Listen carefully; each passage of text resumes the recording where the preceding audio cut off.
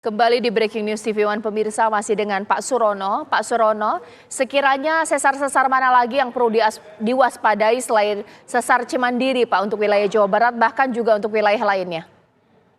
Memang ada sesar-sesar Jawa Barat lainnya adalah sesar Lembang misalnya ya. Sesar Lembang memang di daerah Lembang itu. Ya, kemudian sesar Baribis agak ke utara gitu ya, ke Majalengka Kuningan. Juga di sana ada kembarannya lagi adalah sesar Cipeles, ada ke arah Banten itu sampai ujung sesar Walet. Nah ini Mbak Caca, yang jadi masalah ini adalah daerah-daerah sesar ini kebanyakan diburu untuk tempat tinggal masyarakat karena daerahnya biasanya mudah diolah untuk pertanian karena daerahnya hancuran. Karena daerahnya hancur akibat dari sesar tersebut, maka air akan dengan mudah meresap ke dalam tanah sehingga air dapat dengan mudah didapat di situ. Sumber airnya banyak gitu ya. Sehingga sesar-sesar di Indonesia ini banyak dihuni oleh masyarakat, ya kan? Inilah kenapa di Jogja waktu tahun 2006 juga korbannya lebih dari 5.000, ya kan? Waktu itu ada gempa Bantul gitu. Ya daerah Bantul banyak huniannya karena memang daerahnya datar, ya kan? Mudah diolah, banyak air, kemudian samalah sesar Cimandiri, kemudian sesar Cipeles maupun sesar Baribis adalah banyak huniannya. Maka bila terjadi gempa bumi di Indonesia pastilah ya kan korban jiwa maupun harta bendanya cukup signifikan ya kan. Di samping memang bangunan-bangunan tahan gempa itu secara empiris dulu ditemukan oleh nenek moyang kita. Sebagai contoh Jawa Barat adalah rumah-rumah panggung tetapi tidak tinggi, ya kan? Itulah bangunan-bangunan yang tahan terhadap gerakan tanah lambat, ya tak tanahnya itu dia bisa tahan juga terhadap goncangan gempa bumi karena kekompakan bergerak bersama-sama karena tiang satu sama lainnya terikat dengan baik, ya kan? Juga konstruksinya ringan. Ya kan rumah panggung itu tidak perlu tiangnya ditanam tetapi cukup didirikan di atas alas gitu ya. Jadi bangunan gempa itu tahan gempa itu sebetulnya di tiap-tiap daerah itu sudah ditemukan secara empiris gitu ya. Seperti saya lihat di Tanah Karo itu juga tahan gempa gitu kan. Di Jawa Barat juga secara tradisional dia juga mempunyai bangunan tahan gempa. Hanya saja mungkin hal ini perlu menjadi perhatian dan menjadi kajian yang baik gitu ya. Coba mungkin dikaji itu bisa secara ilmiah bisa diterangkan bahwa memang bangunan seperti itu bangunan gempa gitu. Baca. Baik, Pak Surono, kalau tadi sempat saya tanya kepada rekan saya bahwa beberapa mayoritas masyarakat khususnya di tempat terdampak terparah ya Pak ya di Cugenang itu jadi takut Pak untuk beraktivitas di dalam rumah. Apakah ini kekhawatiran yang berlebihan atau memang ini yang sudah selayaknya mereka lakukan mengingat kita tidak tahu kapan gempa-gempa kecil akan terjadi. Bahkan hari ini ada tercatat sampai 4 magnitudo 4 ya Pak ya, seperti apa? Ya, paling tidak gempa-gempa susulan itu harus lebih kecil daripada gempa utama. Semoga masyarakat juga mendapat informasi yang bagus dari BMKG. Hanya percaya kepada BMKG sekali lagi, karena informasi yang resmi dan jangan percaya kepada lain, apalagi sumbernya tidak bisa diketahui. Itu bisa wah, memang saya merasakan ya kan, saya pernah selalu datang waktu masih aktif datang ke daerah-daerah gempa seperti di Aceh waktu itu Yogyakarta sampai akhir saya kan itu memang kepanikan itu ada. Nah ini perlu ahli-ahli datang ke sana memberikan informasi yang mudah diterima, ya kan, yang mudah diterima oleh masyarakat untuk memberikan ketenangan karena kepanikan itu juga bagian dari bencana gitu loh, kan. Jadi perlu disampaikan, oke, tenang saja, ya kan. Bahwa gempa-gempa masih ada, kita ungsikan saja misalnya rumah-rumah yang memang sudah retak cukup parah itu takutnya nanti kalau ada gempa susulan dia yang berulang-ulang lama-lama bisa ambruk dan sebagainya. Tetapi perhatikan informasi dari BMKG, apakah gempanya sudah berkurang dari jumlah dan kemudian sudah mengecil dari energi itu tanda-tanda akan penting. Kapan? Ya ikuti saja alam dong. Kita hanya tamunya alam kok, ya biarin aja yang punya rumah yang bikin yang bikin hajatnya, ya kan. Tunggu sampai akhir. Apakah selalu seperti itu? Ya alam yang akan menentukan. Begitu Mbak Caca. Jadi Oke. bersabarlah, ya kan, Baik. bersabar. Baik, Pak Surono, karena memang sekarang kan masyarakat bisa mengakses informasi mengenai kegempaan di mana saja, tapi supaya tidak salah paham atau juga gagal paham, Pak. Sebenarnya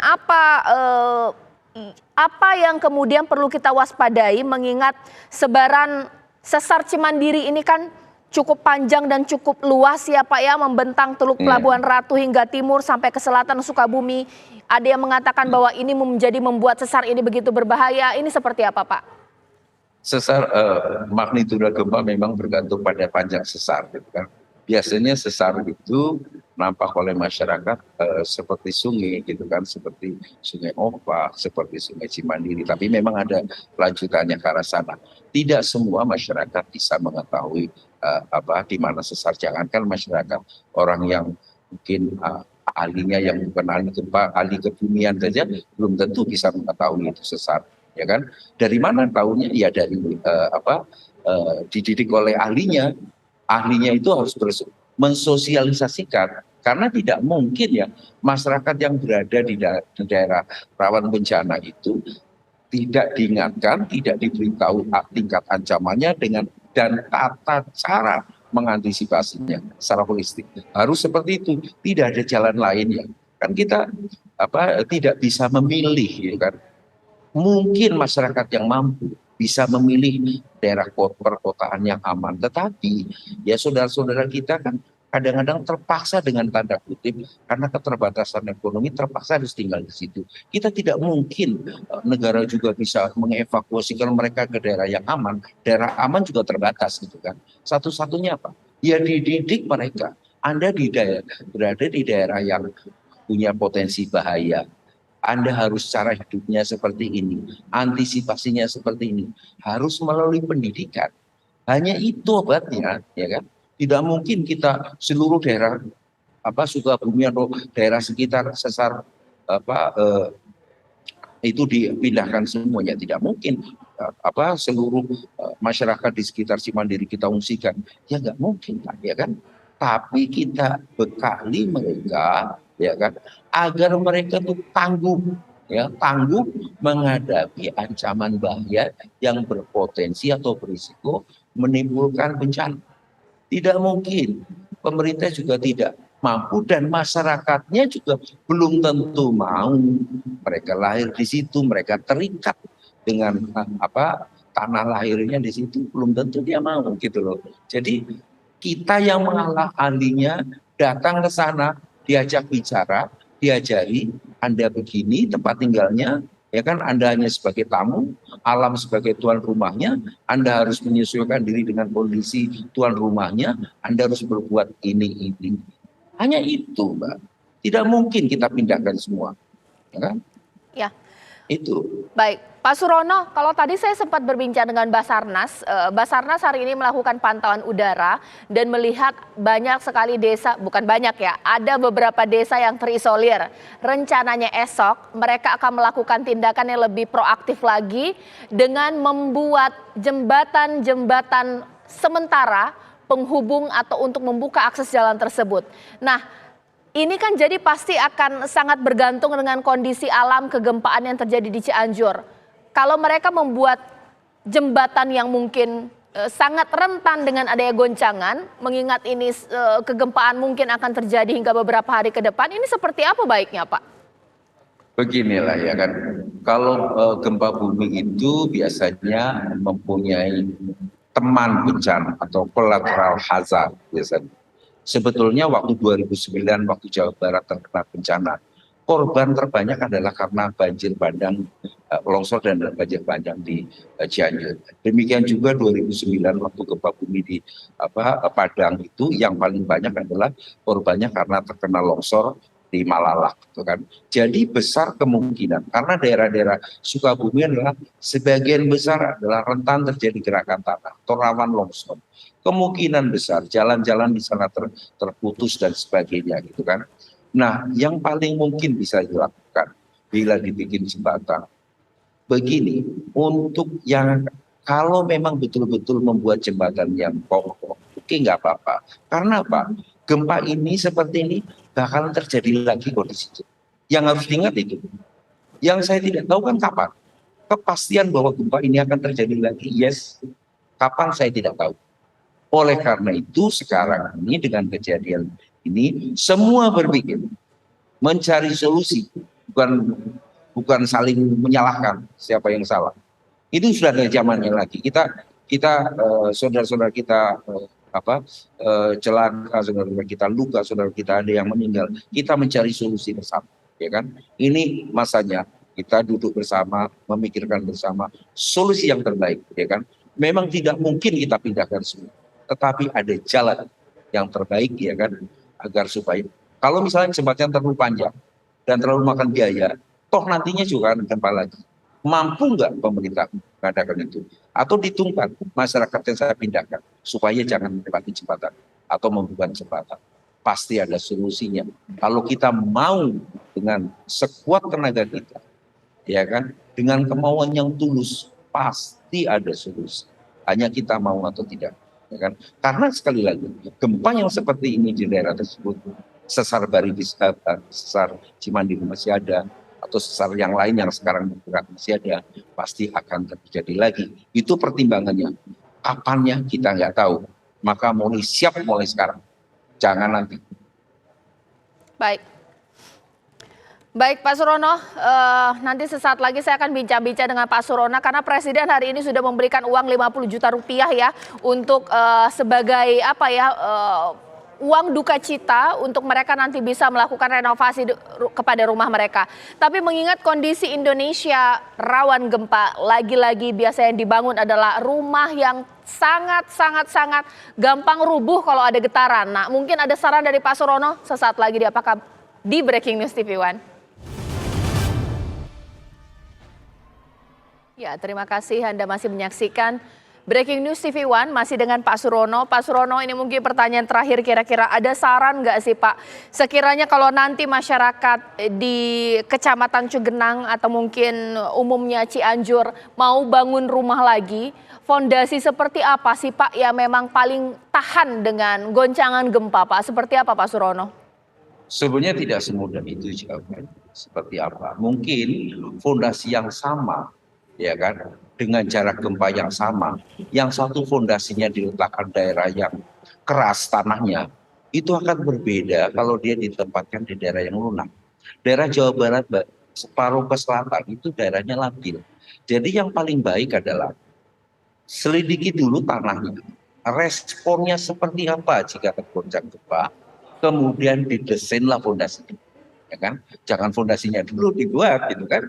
Nanti tidak sesuai, gitu kan? Tanya dulu kepada alam, alam saya, kamu seperti apa sih? Lunaknya seperti apa? Kalau kegoncang, ada goncangan, kamu itu memperbesar berapa kali sih, ya kan?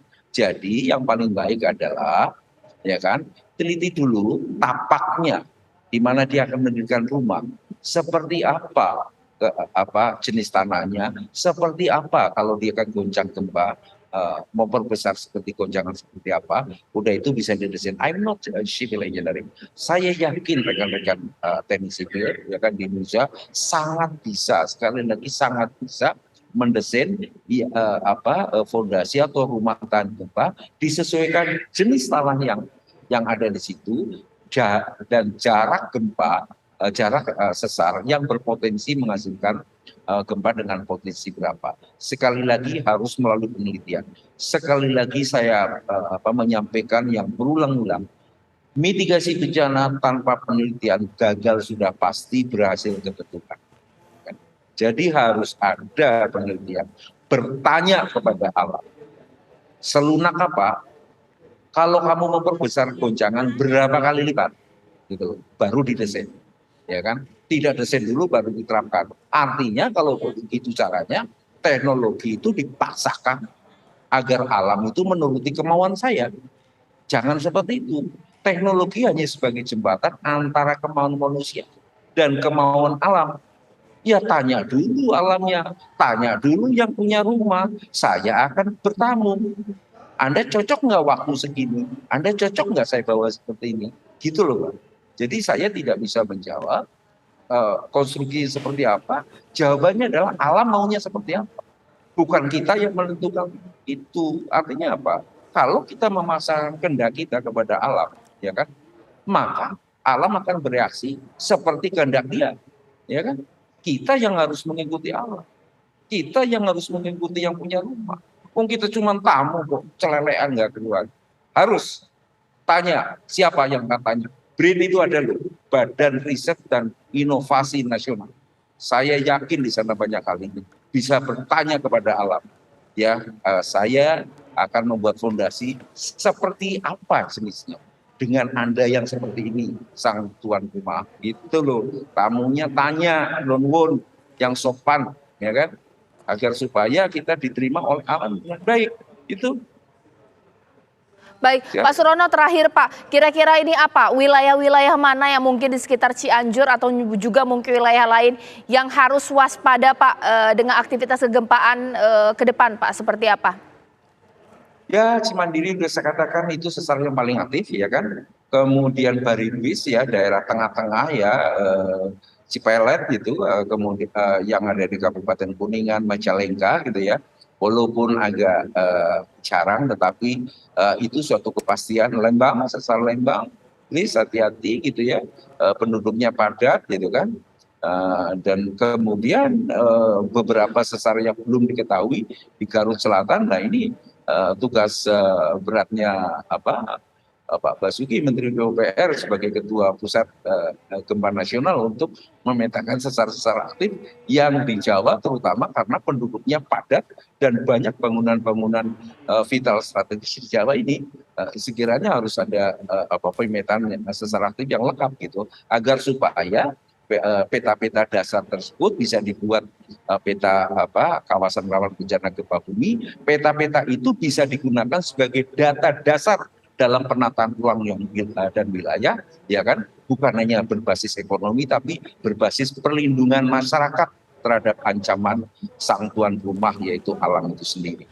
Baik, terima kasih Pak Surono atas waktunya. Sama-sama. Semoga Mudah-mudahan bermanfaat pertemuan kita, bincang-bincang kita. Ya, terima kasih Pak Surono. Banyak sekali hal yang bisa pemirsa dapatkan dari apa yang disampaikan oleh Pak Surono. Terima kasih banyak Pak Surono. Dan sekarang kita